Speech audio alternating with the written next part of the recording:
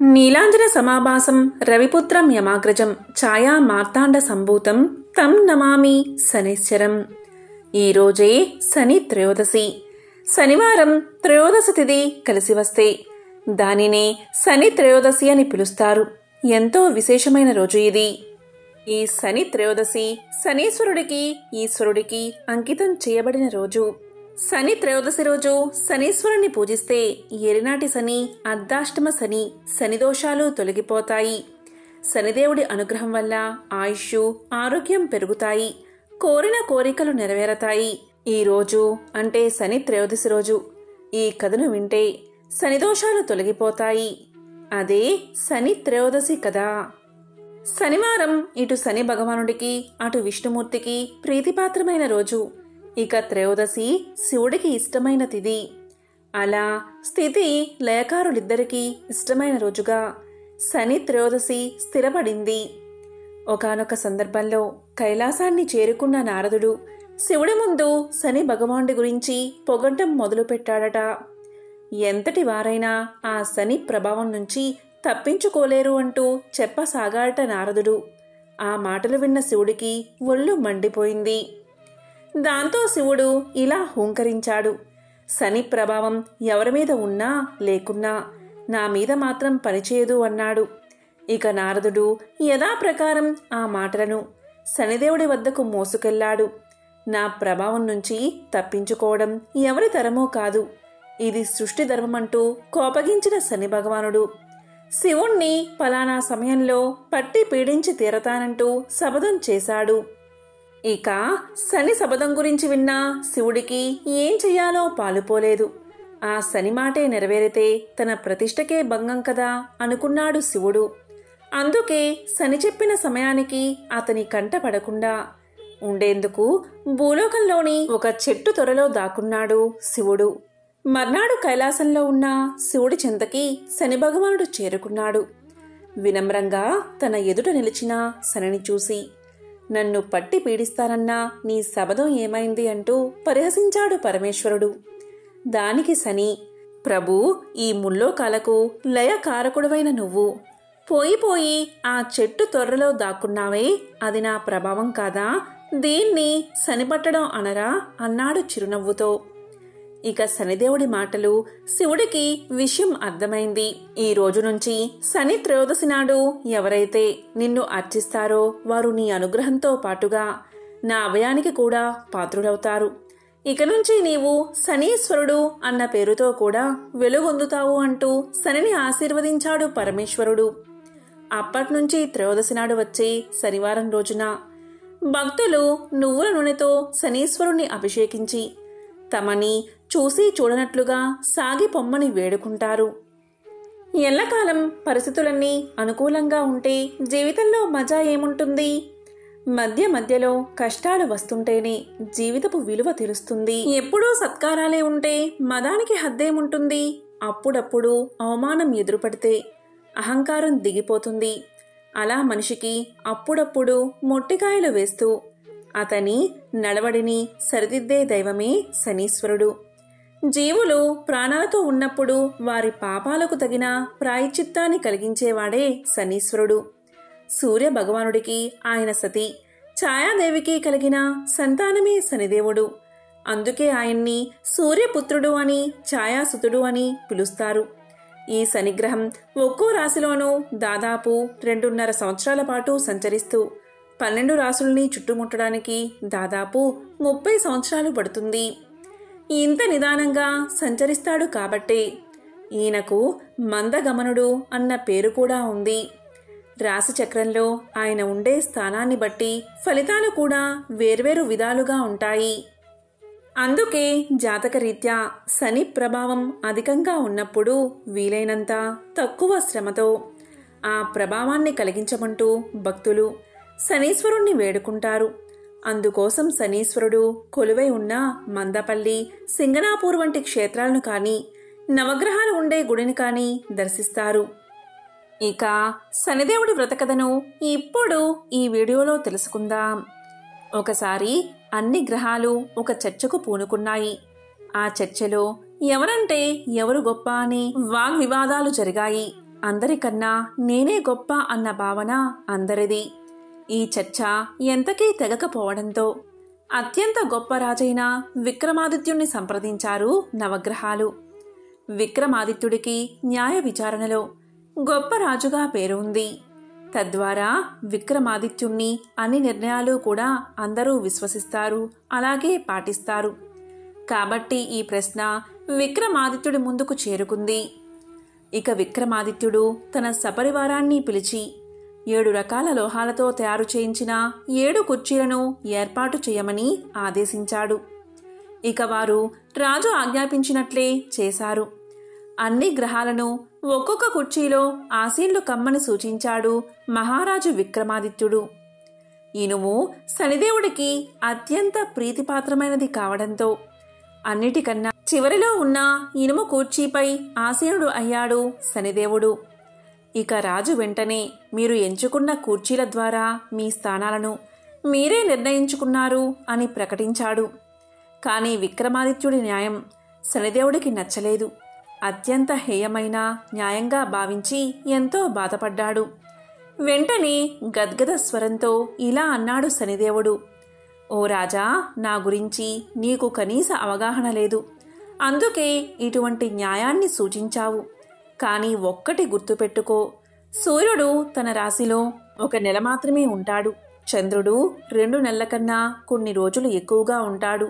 ఇక గురుడు 1.5 నెల మాత్రమే ఉంటాడు. ఇక బృహస్పతి 13 నెలలు ఉంటాడు. అలాగే బుధుడు, శుక్రుడు ఒక్కొక్క నెల మాత్రమే తమ రాశుల్లో ఉంటారు. కానీ నేనొక్కడినే అందరికన్నా ఎక్కువ కాలం, గరిష్టంగా 2.5 సంవత్సరాల నుంచి 7.5 సంవత్సరాల వరకు రాశిలో ఉంటాను. ఏలినాటి శని ప్రభావం రాజులను, దేవతలను కూడా వదల్లేదు. ఆఖరికి శ్రీరాముడు కూడా ఏలినాటి శని కారణంగా వనవాసానికి వెళ్లవలసి వచ్చింది. అది కూడా నా 7.5 సంవత్సర ఏలినాటి శని ప్రభావమే. మరోపక్క ఏలినాటి శని ప్రభావం వలనే వానరుల సైన్యం సహాయంతో వచ్చిన రాముడి చేతిలో ఓడిపోయి రావణుడు కూడా సంహరించబడ్డాడు. ఇలాంటి అనేక విషయాలు తెలిసి కూడా నన్ను చులకన చేసి చూశావు. ఈ ప్రభావం అనుభవించిన వారికే తెలుస్తుంది అని శనిదేవుడు రాజుకు వివరించి నిష్క్రమించాడు. తద్వారా కాలక్రమేణా శనిదేవుడి ప్రభావంతో ఏలినాటి శని కారణంగా విక్రమాదిత్యుడు కూడా అనేక కష్టాలు ఎదుర్కోవాల్సి వచ్చింది. విక్రమాదిత్య మహారాజు అడవులకు వెళ్ళాడు. ఆకలితో అలమటించాడు. ఆఖరికి నూనె గింజల నుంచి నూనెలు తీసే పనికి కూడా ఉపక్రమించాడు.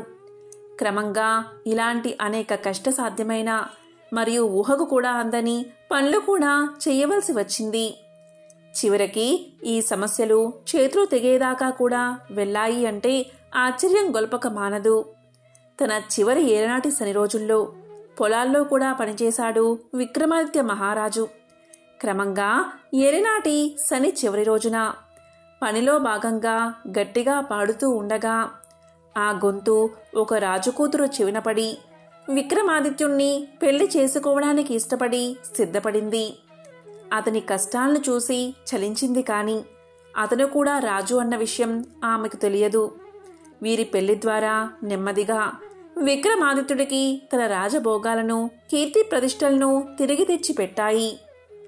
అప్పుడు కాని విక్రమాదిత్యుడు శనిదేవుడి బలాలను గురించిన అంచనాలకు రాలేకపోయాడు. చేసిన తప్పుకు పశ్చాత్తాపం చెందిన విక్రమాదిత్యుడు ప్రతి శనివారం శనిదేవుడికి ఉపవాస దీక్షను ఆరంభించాలని సంకల్పించాడు. తద్వారా విక్రమాదిత్యుడు తన తప్పు సరిదిద్దుకోవడానికి ప్రతిరోజు విగ్రహ ఆరాధన చేసేవాడు కూడా. తన ఉపవాసాదీక్ష కాలాన్ని పూర్తి చేసుకున్న తర్వాత తన రాజభోగ వైభోగాలను తిరిగి పొంది సుఖ సంతోషాలతో రాజ్యపాలన చేశాడు విక్రమాదిత్య మహారాజు. అప్పట్నుంచి శనిదేవుణ్ణి తన ప్రధాన ఆరాధ్య దైవంగా భావించేవాడు విక్రమాదిత్యుడు. ఇదే శనిదేవుడి వ్రతకథ. ఎంతో విశేషమైన ఈ శనిదేవుడి వ్రతకథ వింటే చాలు శనిదోషాలు తొలగిపోతాయి, సకల శుభాలు కలుగుతాయి. పూర్వకాలంలో ఒక ఊరిలో ధనిక రైతు నివసించేవాడు. అతని దగ్గర అన్నీ ఉండేవి. అంటే ధనం, భూములు, కుటుంబం అన్నీ ఉండేవి. కానీ అతనికి మానవత్వం అనేదే లేదు. ఎల్లప్పుడూ ఇతరుల్ని అవమానించేవాడు. అతనికి గర్వం ఎక్కువ. ఒకసారి శనిదేవుడి దృష్టి ఆ రైతుపై పడింది. దీంతో శనిదేవుడు ఒక బిచ్చగాడి రూపంలో రైతు పొలంలో ఉండగా ఆ రైతు దగ్గరకు వెళ్ళి ఇలా పలికాడు. ఓ భూస్వామి, నాకు చాలా ఆకలిగా ఉంది. చాలా రోజుల నుంచి నాకు తిండి దొరకడం లేదు. నాకు, నా కుటుంబానికి కొంచెం అన్నం ఇప్పించండి, లేదా ఒక విత్తనమైనా ఇవ్వండి, అది నాకు చాలా అవసరమని అడిగాడు బిచ్చగాడు. కానీ రైతు గర్వంతో ఆ బిచ్చగాడిని దుర్భాషలాడాడు. నీ పని నువ్వు చూసుకో, నీకెందుకు నేను విత్తనం ఇవ్వాలి అని కించపరిచాడు. అది చూసిన శనిదేవుడు వెంటనే తన నిజరూపంలోకి వచ్చి ఇలా పలికాడు. నీకు ఎంత పొగరు! నీ గర్వానికి నేను 3 ఏళ్ల పాటు శిక్ష వేస్తున్నాను. నీ దగ్గర ఉన్న ధనం, భూమి, కీర్తి అన్నీ కూడా నిన్ను విడిచి వెళ్ళిపోతాయి. తరువాత నీవు చేసిన తప్పుకు పశ్చాత్తాప పడతావు అని శపించాడు శనిదేవుడు. దీంతో రైతు దశ మారిపోయింది. అతని పంటలు అస్సలు పండలేదు. ధనం, భూములు, కుటుంబ సభ్యులంతా క్రమక్రమంగా అతనికి దూరమైపోయారు. ఈ విధంగా ఆ భూస్వామి అనేక కష్టాలు ఎదుర్కొన్నాడు.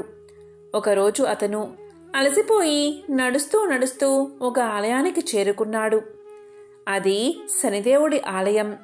అక్కడ శనిదేవుణ్ణి చూసిన వెంటనే ఆ భూస్వామికి అతను చేసిన తప్పేంటో తెలిసి వచ్చింది.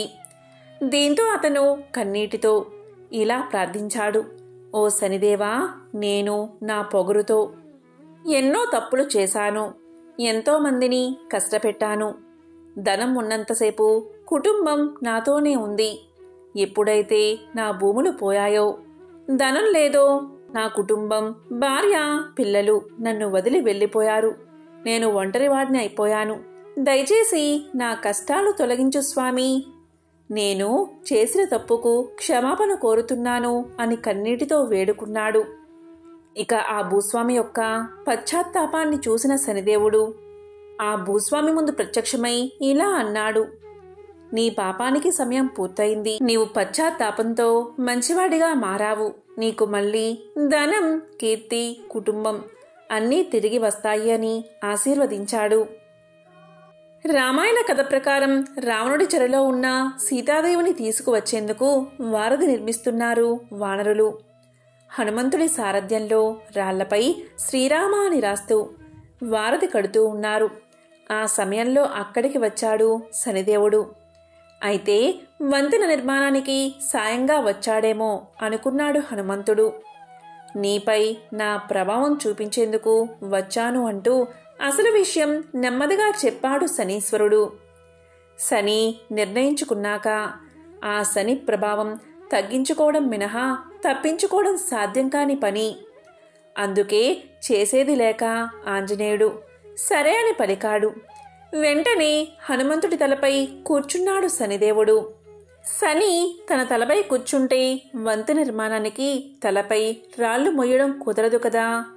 దీంతో స్వామి కార్యంలో ఉన్న సమయంలో పనికి అంతరాయం కలుగుతోందని తలను వదిలి కాళ్ళు పట్టుకోమని చెప్పాడు హనుమంతుడు. దీనికి అంగీకరించాడు శనీశ్వరుడు. ఇక శని ఆంజనేయుడి కాళ్ళు పట్టుకోవడానికి ప్రయత్నిస్తాడు. కానీ హనుమంతుడు తనకున్న బలంతో శనీశ్వరుణ్ణి తన పాదాల కింద అణిచివేస్తాడు.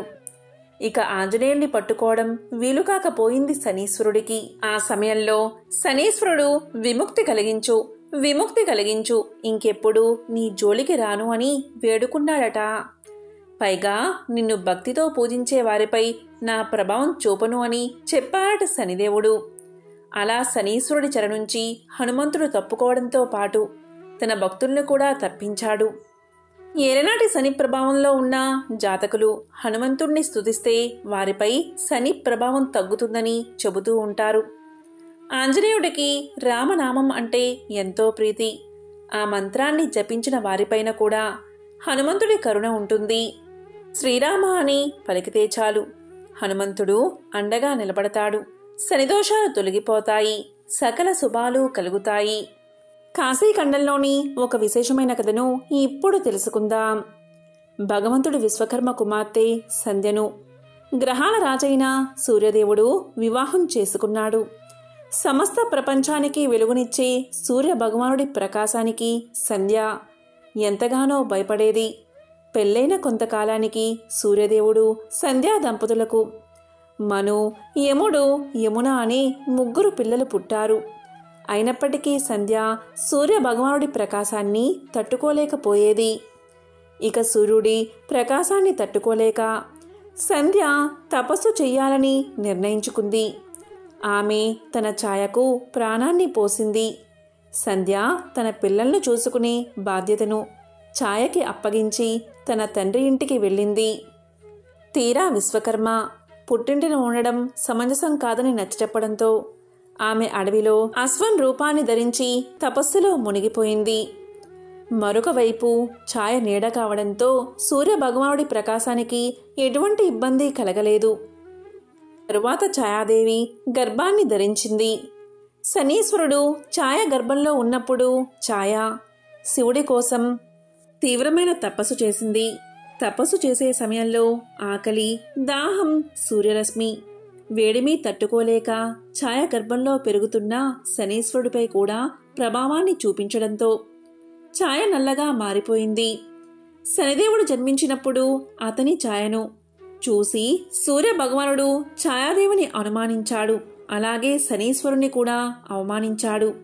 అంతేకాదు శనీశ్వరుడు ఎన్నడూ తన కొడుకు కాలేడని చెప్పాడు సూర్యభగవానుడు. అయితే తల్లి తపశ్శక్తి ప్రభావం శనీశ్వరుడిపై పడింది.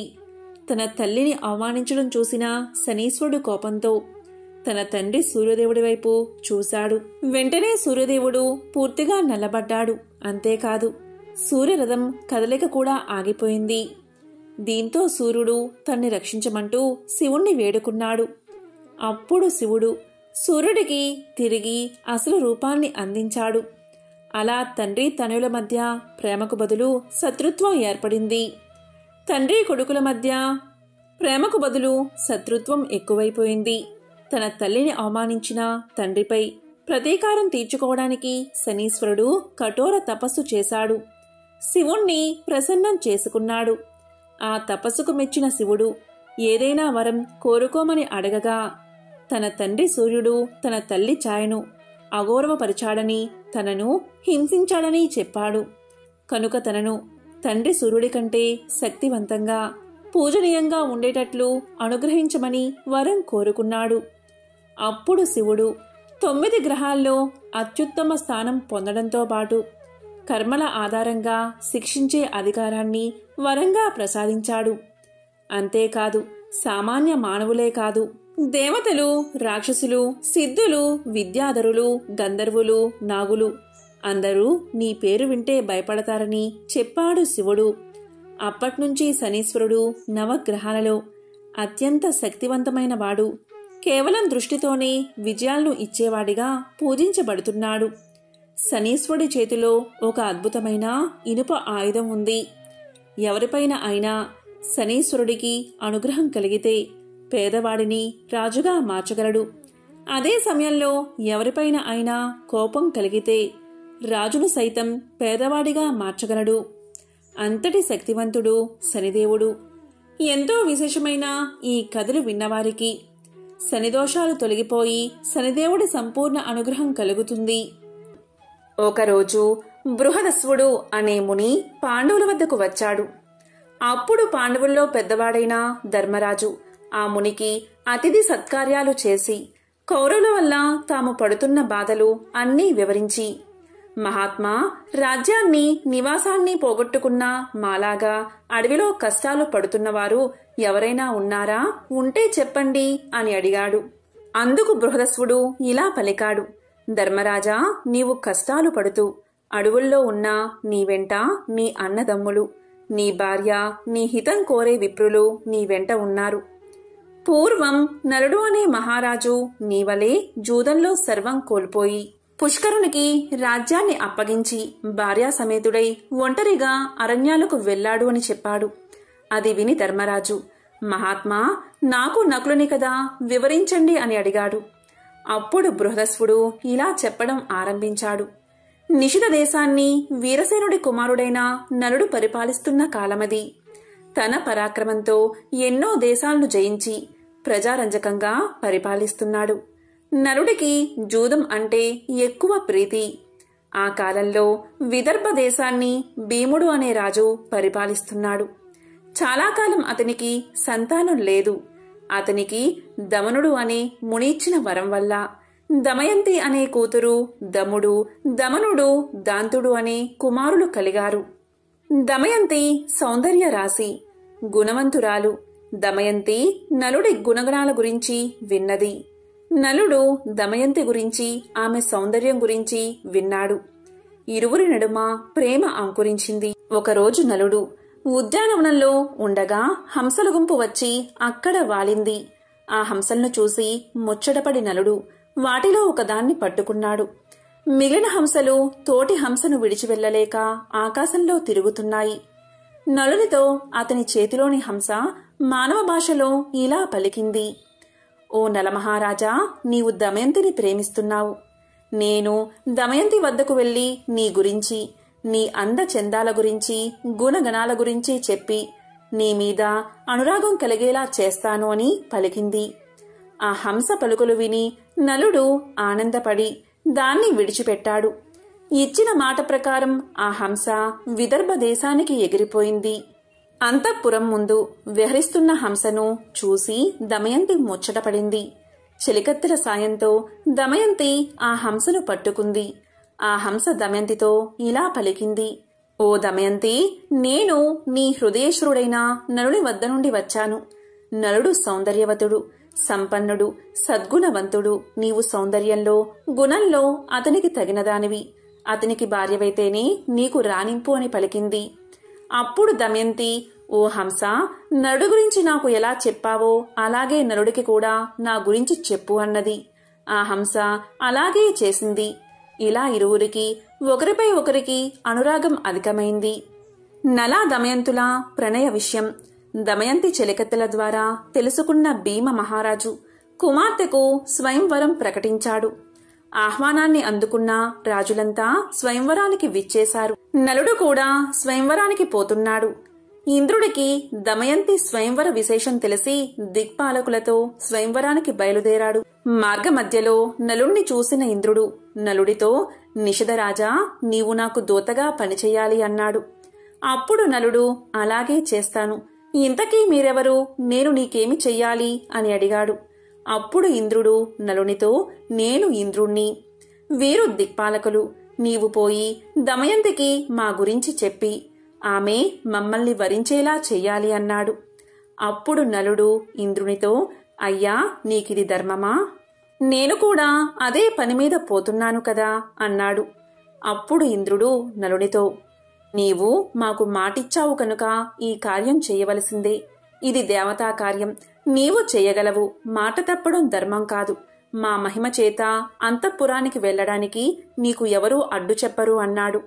గత్యంతరం లేక నలుడు దమయంతి అంతఃపురంలో ప్రవేశించాడు. నలుడు దమయంతిని మొదటిసారిగా చూసి హంస చెప్పిన దానికంటే దమయంతి సౌందర్యవతి అనుకున్నాడు. దమయంతి, ఆమె చెలికత్తెలు నలుణ్ణి చూసి ఆశ్చర్యపోయారు. దమయంతి నలుణ్ణి చూసి, మహాత్మా, మీరు ఎవరు? ఎక్కడి నుండి వచ్చారు? ఈ అంతఃపురంలో ఎవరికీ కనబడకుండా ఎలా ప్రవేశించారు అని అడిగింది. అప్పుడు నలుడు దమయంతితో, నా పేరు నలుడు. నేను దేవదూతగా వచ్చాను. దిక్పాలకులు వారిలో ఒకరిని వరించమని నీకు చెప్పమని నన్ను పంపారు అన్నాడు. నలుడి మాటలకు ఆమె మనసు కష్టపడింది. అయ్యా, నేను మానవకాంతను. నమస్కారం చేయవలసిన దేవతలను వరించడం ధర్మమా? నాడు హంస చెప్పింది మొదలు నిన్నే నా భర్తగా తలుచుకుంటున్నాను. నా తండ్రి భీమరాజు మిమ్మల్ని ఇక్కడికి రప్పించడానికే స్వయంవరం ప్రకటించాడు. మీరే నా భర్త కనుక నన్ను స్వీకరించండి, లేకుంటే నా ప్రాణాలను తీసేసుకుంటాను. అంతేకాని ఇతరులను వరించను అని దమయంతి ప్రార్థించింది. అప్పుడు నలుడు దమయంతితో, దమయంతి, దేవతలు ఐశ్వర్యవంతులు, జరా మరణాలు లేనివారు. వారిని కాదని జరామరణాలకు ఆలవాలమైన నన్ను కోరడం న్యాయమా అని పలికాడు. ఆ మాటలు విని దమయంతి దుఃఖించింది. ఆమె నలుడితో, నేను ఒక ఉపాయం చెప్తాను. అందరి ముందు నేను దేవతలను ప్రార్థించి మిమ్మల్ని వివాహం చేసుకుంటాను. అప్పుడు మీకు దేవతల మాట వినలేదన్నా దోషం ఉండదు అని పలికింది. ఆ మాటలు నలుడు ఇంద్రుడికి చెప్పాడు. అది విని దిక్పాలకులు, దమయంతి మమ్మల్ని ఎలా వరించదో చూస్తాము అని అందరూ నలుడి రూపంలో స్వయంవరానికి విచ్చేశారు. స్వయంవర మండపంలో ఒకేసారి 5 నలుడు కనిపించారు. దమయంతి వరమాల పట్టుకుని వచ్చింది. మనసులో ధ్యానించి, దేవతలారా, నలుణ్ణి గుర్తుపట్టడంలో నాకు సహకరించండి, మీ నిజ రూపాలతో ప్రత్యక్షం అవ్వండి అని ప్రార్థించింది. వారు దమయంతిని కరుణించి తమ నిజరూపాలతో ప్రత్యక్షం అయ్యారు. నలా దమయంతులకు వైభవోపేతంగా వివాహం జరిగింది.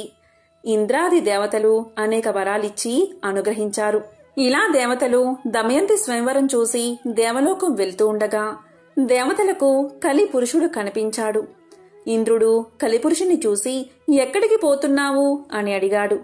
అప్పుడు కలిపురుషుడు, భూలోకంలో జరుగుతున్న దమయంతి స్వయంవరానికి పోతున్నాను అన్నాడు. ఆ మాటలకు వారు నవ్వి, దమయంతి స్వయంవరం జరిగింది, ఆమె నలుణ్ణి వివాహం చేసుకుంది అన్నారు.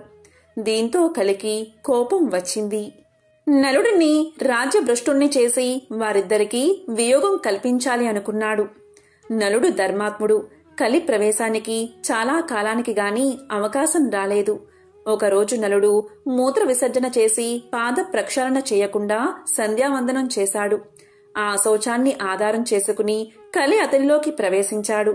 నలుడి దాయాది అయిన పుష్కరుని వద్దకు వెళ్లి నలుడికి జూద వ్యసనం ఉందని అతనితో జోదమాడి అతని రాజ్యాన్ని గెలవచ్చని నమ్మబలికాడు కలి. బ్రాహ్మణ వేషంలో పుష్కరునితో నలుడి వద్దకు వెళ్లి జూదానికి ఆహ్వానించాడు. జూదానికి పిలిస్తే పోకపోవడం ధర్మం కాదని నలుడు జూదమాడ్డానికి అంగీకరించాడు. జూదం మొదలైంది. నలుడు తన రాజ్యాన్ని, సంపదలను వరుసగా పోగొట్టుకుంటున్నాడు. అయినా ఆడ్డం మానలేదు. సమస్తం పోయే వరకు ఆడాడు. దీంతో దమయంతి దుఃఖించి, ఓడే కొద్దీ గెలవాలనే పంతం పెరుగుతుంది, ఏమీ చెయ్యలేము అని సరిపెట్టుకుంది. నలుడు ఓడిపోవడం తథ్యమని గ్రహించిన దమయంతి తన కుమార్తె ఇంద్రను, కుమారుడు ఇంద్రసేనను సారథిని తోడిచ్చి విదర్భలో ఉన్న తండ్రి వద్దకు పంపించేసింది. నలుడు తన రాజ్యాన్ని కోల్పోయి నగరం వెలుపులా 3 రోజులు ఉన్నాడు. జూదంలో సర్వం పోగొట్టుకున్న నలుణ్ణి చూడడానికి ఎవరూ రాలేదు. ఆకలికి తట్టుకోలేకపోయాడు. ఆకాశంలో ఎగురుతున్న పక్షులను పట్టడానికి తన పైవస్త్రాన్ని వాటి మీద విసిరాడు. ఆ పక్షులు ఆ వస్త్రంతో సహా ఎగిరిపోయాయి. దీంతో నలుడు సిగ్గుపడి తన భార్య కొంగును పైవస్త్రంగా కప్పుకున్నాడు. ఆ దుస్థితికి తట్టుకోలేని నలుడు, దమయంతి, ఇక్కడ 4 మార్గాలు ఉన్నాయి. ఇది నీ పుట్టిల్లు విదర్భ దేశానికి పోయేదారి, ఇది దక్షిణ దేశానికి పోయే మార్గం, ఇది కోసల దేశానికి పోయే మార్గం, ఇది ఉజ్జయిని దేశానికి పోయే మార్గం. వీటిలో మనకు అనుకూలమైన మార్గమేదో చెప్పు అన్నాడు. ఇంకా భార్యతో ఇలా పలికాడు, నీవు అడవులలో కష్టాలు పడలేవు, నీ తండ్రి ఇంటికి వెళ్లి సుఖంగా ఉండు అని చెప్పాడు. అప్పుడు దమయంతి ఇలా పలికింది, అవును నాదా, మనమిద్దరం విదర్భకు వెళ్లి సుఖంగా ఉందామని చెప్పింది. అప్పుడు నలుడు, దమయంతి, మహారాజుగా విదర్భలో తిరిగినవాడిని, రాజ్యభ్రష్టుడిగా ఎలా రాగలను చెప్పు? అన్ని రోగాల కన్నా పెద్ద రోగం దుఃఖం. అందుకు భార్య పక్కన ఉండడమే పరమ ఔషధం.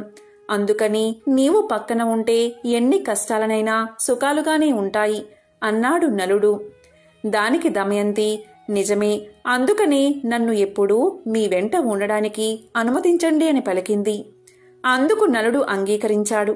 ఒకరోజు అడవిలో నలుడి తొడమీద తలపెట్టుకుని దమయంతి నిద్రపోతూ ఉంది. ఆమెను చూసి నలుడు, ఈ సుకుమారి నాతో అడవుల్లో కష్టాలు పడుతుంది, నా వెంట ఉండడమే ఈమె కష్టాలకు కారణం, నేనే లేకపోతే ఈమె పుట్టింటికి వెళ్లి సుఖపడుతుంది అని మనసులో అనుకుని తాను ధరించిన చీర భాగాన్ని చింపి పైన వేసుకుని ఆమెను వదల్లేక విడిచి వెళ్లాడు. నిద్ర లేచిన దమయంతి భర్త లేకపోవడం చూసి ఎంతో దుఃఖించింది. భర్తను తలుచుకుంటూ అడవిలో తిరుగుతున్న దమయంతిని ఒక కొండ చిలువ పట్టుకుంది. భయంతో దమయంతి కేకలు వేసింది. ఆ కేకలు విని ఒక కిరాతకుడు తన కత్తితో ఆ కొండ చిలువను చంపి దమయంతిని రక్షించాడు. ఆ కిరాతకుడు దమయంతి గురించి తెలుసుకున్నాడు. ఆమె నిస్సహాయతను తెలుసుకుని ఆమెను తాకబోవగా దమయంతి అతన్ని భస్మం చేసేసింది. భర్తను తలుచుకుంటూ అడవిలో దారి తెన్ను లేకుండా ప్రయాణిస్తూ ఉండగా ఆమెకు ఒక మునిపల్లె కనబడింది. అక్కడ ఆమె ముని శ్రేష్ఠుల్ని చూసింది. మునులు దమయంతిని చూసి, అమ్మా, నీవెవరు, ఒంటరిగా ఎందుకు తిరుగుతున్నావు అని అడిగారు. సమాధానంగా దమయంతి, ముని పుంగువులారా, నేను నలచక్రవర్తి భార్యను. నా పేరు దమయంతి. విధివశంతో నా భర్త నన్ను విడిచి వెళ్ళాడు. నాకు వారి జాడ చెప్పగలరా? నేను భర్త లేనిదే జీవించలేను అని అంది. దానికి మునులు, అమ్మా, నీకు త్వరలోనే భర్త సమాగమం జరుగుతుంది, చింతపడుకు అని చెప్పి వెళ్లారు. దమయంతి పిచ్చిదానిలా భర్తను వెతుక్కుంటూ ఆ అడవిలో తిరుగుతూ ఉంది. ఇంతలో అటుగా పోతున్న బాటసారులు ఆమెను చూశారు. కొందరు ఆమెను పిచ్చిది అని ఎగతాళి చేశారు. కొందరు ఆమెకు మొక్కారు. వారిలో ఉన్న వ్యాపారి ఆమె గురించి తెలుసుకుని, అమ్మా, నేను నలుణ్ణి చూడలేదు, కాని మేము చేదీ దేశానికి పోతున్నాము అని పలకగానే దమయంతి వారితో, నేను కూడా మీ వెంట వస్తాను అంది. ఆ వ్యాపారి ఆమెను తన వెంట తీసుకువెళ్లాడు.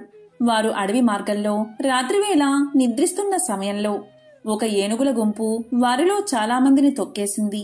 వారిలో చాలామంది మరణించడం చూసి దమయంతి తన దురదృష్టానికి దుఃఖించింది. తనను చంపలేదని రోదిస్తున్న ఆమెను కొందరు బ్రాహ్మణులు ఓదార్చి ఆమెను తమ వెంట సుబాహు నగరానికి తీసుకెళ్లారు. చేదీదేశ రాజధాని సుబాహపురం చేరింది దమయంతి. ఉళ్లంతా దుమ్ముతో వీధిలో వెళ్తున్న దమయంతిని రాజమాత చూసి దాసీలను పంపి దమయంతిని అంతఃపురానికి పిలిపించింది. రాజమాత దమయంతితో, అమ్మా, నిన్ను చూస్తుంటే రాచకల ఉట్టిపడుతుంది. నీవు ఎవరు అని అడిగింది. దానికి దమయంతి, అమ్మా, నా భర్త జోదంలో రాజ్యాన్ని పోగొట్టుకున్నాడు. నన్ను అడవిలో ఒంటరిగా విడిచి వెళ్లాడు. అతన్ని వెతుకుతూ తిరుగుతున్నాను అని చెప్పింది. దానికి రాజమాత, అమ్మా, ఇక నుండి నువ్వు నా దగ్గర సైరంధ్రిగా ఉండు. నీకు ఏ లోటు రాకుండా నేను చూస్తాను. నీ భర్తను వెతికి తెస్తాను అని చెప్పింది. దమయంతి అందుకు అంగీకరించి, అలాగే ఉంటాను, కానీ నేను సైరంధ్రిగా ఎవరి ఎంగిలి తినను, పరులకు కాళ్ళు పట్టను, పరపురుషులతో మాట్లాడను. కేవలం నా భర్తను వెతుకుతూ వెళ్లే బ్రాహ్మణులతో మాత్రం మాట్లాడతాను అని చెప్పింది. రాజమాత అందుకు అంగీకరించి తన కుమార్తె సునంద వద్దకు పంపింది. దమయంతి అక్కడే ఉండిపోయింది. దమయంతిని వదిలి వెళ్లిన నలుడు అడవిలో ప్రయాణిస్తూ ఉండగా అడవి అంతటా దావానలం వ్యాపించింది. ఆ మంటల మధ్య నుంచి రక్షించండి, రక్షించండి అన్న ఆర్తనాదం వినిపించింది. ఆ ఆర్తనాదం విని నలుడు అగ్ని కీలల నడుమ ఉన్న నాగకుమారుణ్ణి రక్షించాడు. ఆ పాము నలుణ్ణి కాటేసింది. పాము కాటుకు నలుడు వికృత రూపుడయ్యాడు. అప్పుడు ఆ పాము తన నిజరూపంతో ప్రత్యక్షమై నలుడితో, నల మహారాజా, నా పేరు కర్కోటకుడు. నేను నిన్ను కాటేశానని భయపడకు. ఇక నిన్ను ఎవరూ గుర్తించరు. పాము కాటు నిన్నేమీ చెయ్యదు. నీ రాజ్యం నీకు ప్రాప్తిస్తుంది. నీ భార్య నీకు దక్కుతుంది. నీకు ఎప్పుడు నిజరూపం కావాలన్నా నన్ను తలుచుకుంటే నీ వద్దకు ఒక వస్త్రం ఎగురుతూ వస్తుంది. దాన్ని కప్పుకుంటే నీ పూర్వాకృతి వస్తుంది. నీకు మరొక విషయం చెప్తాను. ఇక్కడికి దగ్గరలో ఇక్ష్వాకు వంశస్థుడైన ఋతుపర్ణుని రాజ్యముంది. నీవు అక్కడికి వెళ్ళు. బాహుకుడు అనే పేరుతో అతని వద్ద రథసారథిగా చేరు. నీవు అతడికి అశ్వహృదయం అనే విద్యను ఇచ్చి అతని నుండి అక్షహృదయం అనే విద్యను గ్రహించు అని చెప్పి కర్కోటకుడు వెళ్లిపోయాడు. నలుడు ఋతుపర్ణుని వద్ద సారథిగా చేరాడు. అలాగే వంటశాలలో చేరి రుచికరమైన వంటలు వండిపెట్టసాగాడు. నలుడికి జీవలుడు సహాయకుడిగా ఉన్నాడు. ఎక్కడ ఉన్నా నలుడు ఎప్పుడూ దమయంతిని తలచి దుఃఖిస్తూనే ఉండేవాడు. ఒకరోజు నలుడు దమయంతిని తలుచుకుని దుఃఖిస్తూ ఉండగా జీవలుడు విని, ఈ వికృత రూపి ప్రియురాలు ఎంత వికృత రూపంతో ఉంటుందో అనుకుంటూ నలుడి దగ్గరకు వచ్చి విషయం ఏమిటని అడిగాడు. అందుకు నలుడు జీవలునితో, అయ్యా, నాకు ఒక ప్రేయసి కూడానా? నాకు తెలిసిన ఒక సైనికుడు తన ప్రేయసి గురించి దుఃఖిస్తుండగా చూశాను. అతన్ని అనుకరిస్తూ ఏడుస్తున్నాను అన్నాడు. విదర్భ దేశంలో ఉన్న భీమునికి నలుడి విషయాలు తెలిసాయి. తన కూతురు, అల్లుడు ఏమయ్యారో అని పరితపించాడు అతను. వారిని వెతకడానికి నలువైపులా బ్రాహ్మణులు పంపించాడు. ఎన్నో బహుమానాలు ప్రకటించాడు. చేదీ దేశం చేరిన బ్రాహ్మణుడు దమయంతి నుదుటిన ఉన్న పుట్టు మచ్చను చూసి ఆమెను గుర్తించారు. అతడు దమయంతితో, అమ్మా, నేను నీ తండ్రి వద్ద నుండి వస్తున్నాను. అక్కడి వారంతా క్షేమం. నేను నీ సోదరుడి మిత్రుడను అనగానే దమయంతి వారిని తలుచుకుని పెద్దగా రోదించింది. అది చూసిన రాజమాత ఆ బ్రాహ్మణుణ్ణి చూసి, బ్రాహ్మణోత్తమా, ఈమె ఎవరి భార్య, ఎవరి కూతురు, ఇలా ఉండడానికి కారణం ఏమిటి అని అడిగింది. దానికి అతడు, అమ్మా, ఈమె విదర్భరాజు కుమార్తె, నల చక్రవర్తి భార్య. ఈమె పేరు దమయంతి. నల మహారాజు విధివశాత్తు రాజ్యాన్ని పోగొట్టుకుని అడవుల పాలయ్యాడు.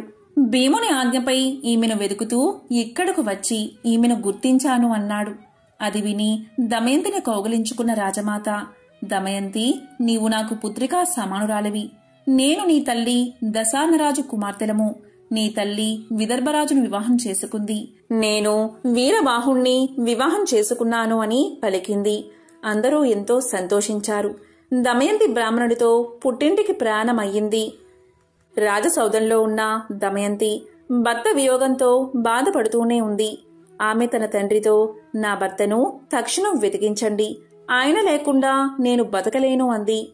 భీముడు వెంటనే బ్రాహ్మణుల్ని పిలిచి నలుణ్ణి వెతకమని చెప్పారు. వారితో దమయంతి ఇలా చెప్పింది, నా భర్త ఇప్పుడు రాజ్య భ్రష్టుడు కనుక మారువేషంలో ఉంటాడు. మీరు వెళ్లినా రాజ్య సభలలో ఈ విధంగా ప్రకటించండి, నీవు సత్యసంధుడువు కాని నీ సతిని వంచావు. ఆమె సగం వస్త్రం ధరించి వెళ్లావు. అలా చేయడం ధర్మమా? నాపై కరుణ చూపు అని చెప్పండి. ఈ మాటలకు ఎవరైనా రోషపడి బదులిస్తే నా వద్దకు వచ్చి చెప్పండి అని పలికింది. అలా నలుణ్ణి వెతకడానికి వెళ్లిన వారంతా నలుని జాడ తెలుపకపోయినా వారిలో పర్ణాదుడు అనే విప్రుడు దమయంతితో, అమ్మా, నేను ఋతుపర్ణుని రాజ్యంలో నీవు చెప్పినట్లే చెప్పాను. అక్కడ ఒక కురూపి వంటవాడు, సారథి అయిన బహుకుడు అనేవాడు నన్ను రహస్యంగా కలుసుకుని, అయ్యా, భర్త కష్టాల్లో ఉన్నా సహించి ఆదరించే భార్య ఇహలోకంలోనూ పరలోకంలోనూ సుఖపడుతుంది అన్నాడు అని దమయంతో చెప్పాడు. దమయంతి ఆలోచించగా అతడు నలుడు కాకపోతే అలా ఎందుకు బదులిస్తాడు అనుకుంది. తన అనుమానం దృఢపరుచుకోవడానికి తల్లి అనుమతితో సుదేవుడు అనే బ్రాహ్మణుణ్ణి పిలిపించింది. సుదేవా, నీవు ఋతుపర్ణుని రాజుతో, రాజా, భీముడు తన అల్లుడి కొరకు వెతికించినా ఫలితం లేదు కనుక ద్వితీయ స్వయంవరం ప్రకటించాడు. భూమండలంలోని రాజులంతా వస్తున్నారు. మరునాడే స్వయంవరం కనుక వెంటనే బయలుదేరు అని చెప్పు అని చెప్పి పంపించింది. సుదేవుడు ఋతుపర్ణునితో దమయంతి చెప్పమన్నట్లే చెప్పాడు. దమయంతి బ్రాహ్మణుని ద్వారా పంపిన సందేశం విని ఋతుపర్ణుడు స్వయంవరానికి వెళ్లాలి అనుకున్నాడు. కాని ఒక్క రోజులో విదర్భను చేరడం ఎలా అనుకుని సారథి అయిన బాహుకుని పిలిచి, బాహుకా, దమయంతికి ద్వితీయ స్వయంవరం ప్రకటించారు. నాకు చూడాలని ఉంది.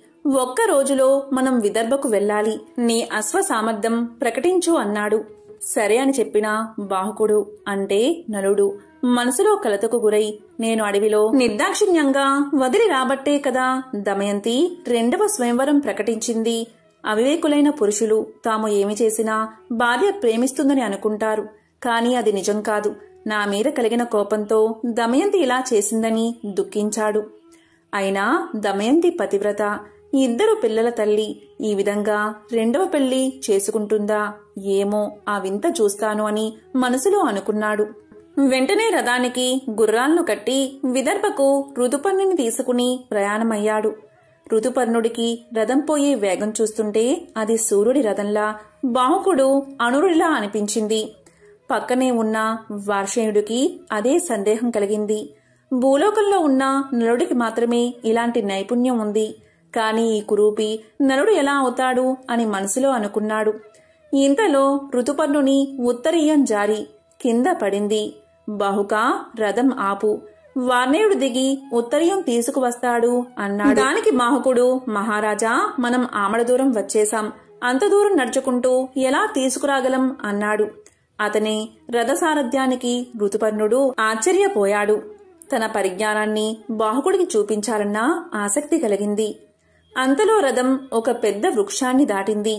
ఋతుపర్ణుడు బాహుకునితో, బాహుకా, ఆ వృక్షంలో ఎన్ని కాయలు, ఎన్ని పువ్వులు, ఎన్ని ఆకులు ఉన్నాయో నేను చెప్పగలను అన్నాడు. దానికి బాహుకుడు చెప్పండి మహారాజా అన్నాడు. ఋతుపర్ణుడు చెప్పాడు. లెక్కించి చూస్తే కాని నమ్మను అని రథమాపి ఆ చెట్టును పడగొత్తించి లెక్కించాడు. ఋతుపర్ణుడు చెప్పిన లెక్కకు ఖచ్చితంగా సరిపోయింది. దానికి బాహుకుడు ఆశ్చర్యపడి ఆ విద్యను తనకు ఉపదేశించమని అడిగాడు. ఋతుపర్ణుడు బాహుకా, ఇది అక్షవిద్య అని సంఖ్యాశాస్త్రమన్నాడు. దానికి బాహుకుడు, మహారాజా, నేను మీకు అశ్వహృదయం నేర్పిస్తాను, మీరు నాకు అక్షవిద్య నేర్పించాలి అన్నాడు. ఇలా అక్షహృదయ విద్య మహిమ వల్ల నలుల్లో నుండి కలి వెలుపలికి వచ్చాడు. తన్ను క్షమించమని నలుణ్ణి వేడుకున్నాడు. నలుడు ఆగ్రహించి శపించబోయాడు. అప్పుడు కలి నలుడితో, నలమహారాజా, నిన్ను ఆవహించి నీలో ఉన్న సమయంలో నిన్ను కర్కోటకుడు కాటువేయడం వల్ల అనుక్షణం కాలిపోయాను. ఇంతకంటే శాపం ఏముంటుంది? నన్ను క్షమించి విడిచిపెట్టు అని వేడుకున్నాడు. ఇలా జరగగానే నలుడి రథం విపరీతమైన వేగంతో విదర్భలోకి ప్రవేశించింది. ఆ ఘోష విని దమయంతి నలుడి రథాన్ని గుర్తుపట్టింది. ఋతుపర్ణరాజుకు విదర్భలో స్వయంవరం జరుగుతున్నా సందడి కనిపించలేదు. బాహుకుడు అంటే నలుడు రథాన్ని అశ్వసాల్లో నిలిపి సేదతీరాడు. అప్పుడు దమయంతి తన దాసీతో, వచ్చింది ఋతుపర్ణ మహారాజు, అతని సారథి వార్షేయుడు, వారు నాకు తెలుసు. కాని వారి వెంట ఉన్న కురూపి ఎవరు అని అడిగింది. వివరాలు కనుక్కుని రమ్మంది. దాసి వివరాలు కనుక్కుని రాగానే దమయంతి అతను నలుడు అని నిశ్చయించుకుని తన తండ్రి అయిన భీమరాజు దగ్గరకు వెళ్లి నలుడు బాహుకుడు అని చెప్పింది. అలా చెప్పి నలుడి పాదాలపై పడి నమస్కారం చేసుకుంది. వెంటనే ఆకాశం నుండి వాయుదేవుడు, నలచక్రవర్తి, ఈమె పవిత్రురాలు, పతివ్రత, నేను సూర్యుడు చంద్రుడు ఈమె సౌశీల్యం కాపాడుతున్నాము అని పలికాడు. వెంటనే నలుడు కర్కోటకుడిని స్మరించాడు. వెంటనే ఒక వస్త్రం వచ్చింది. అది ధరించగాని నలుడికి ఇంద్రతేజస్సుతో సమానమైన మనోహరమైన పూర్వరూపం వచ్చింది. దమయంతిని పరిగ్రహించాడు. ఈ విధంగా నలా దమయంతులు కలిశారు. ఈ నలుడి కథ శ్రద్ధతో వినేవారు, సమావేశాల్లో చదివి వినిపించేవారు కలివల్ల సంభవించే దోషాల నుండి విముక్తిని పొందుతారు. సర్వ పుణ్యకార్యాలు చేసినప్పుడు లభించే పుణ్య ఫలితాలు నలోపాఖ్యానం విన్నవారికి, వినిపించిన వారికి కూడా లభిస్తాయి. అటువంటి వారికి బహుపుత్ర లాభం, పౌత్ర వృద్ధి, ఆయురారోగ్య, ధన సంపత్తులు కలుగుతాయి.